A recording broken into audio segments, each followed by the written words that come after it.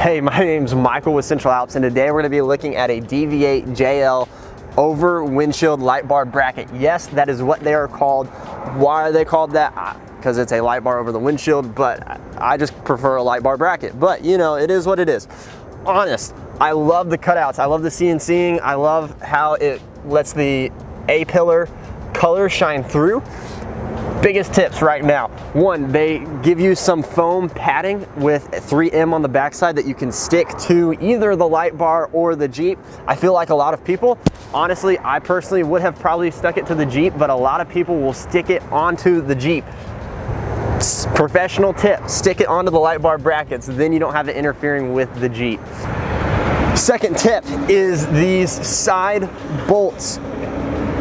DV8 does not provide you with new ones, and the factory ones are not long enough, so you'll need to go to your hardware store and get some. I believe, I'm not positive, I believe the thread is an M10, and the length we got is like a 1.5 inch. That will accommodate for your increased distance with the light bar bracket.